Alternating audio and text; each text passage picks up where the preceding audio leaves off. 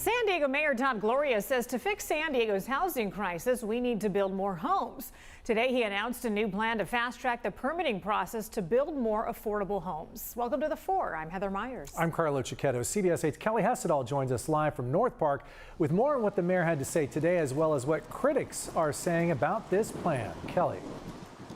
That's right, and here along Kansas and Adams in North Park is an example of what Mayor Gloria says we need to see more of here in San Diego. This is a 72-unit complex, and the renter, he says, will be below market rate. Complete Communities has proven to be extremely popular among home builders, and because time is money, my executive order is cutting red tape to get more shovels in the ground faster. And Complete Communities is a program aimed at increasing development near public transit. So the program the mayor unveiled today simply speeds up the permitting process. It requires all relevant city departments to review housing projects that fall under this program within 30 days. So the goal is to build more housing and faster. So we do have a look inside one of the 3-bedroom apartments on the 3rd floor.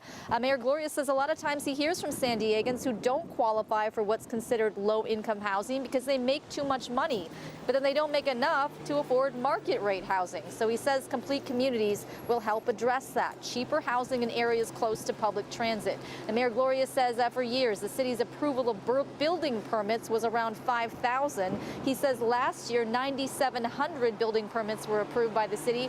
So he hopes to see that number even higher this year. Now, meanwhile, there are critics who say yes, more housing, certainly affordable housing is what we need, but we need to do it in a thoughtful way. Here's Jeff Huter of Neighbors for a Better San Diego.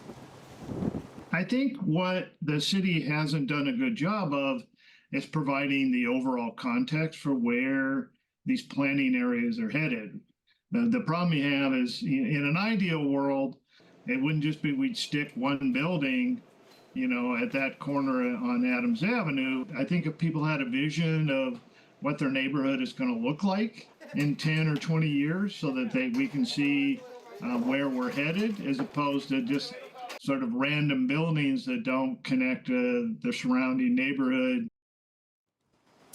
And there are plans for more buildings like this one here behind me in other neighborhoods in San Diego, University City, Hillcrest. And in case you're wondering, rent here at this particular building, I'm told, ranges anywhere from a little less than $2,000 to $3,000 for a 3-bedroom unit. Heather and Carlo.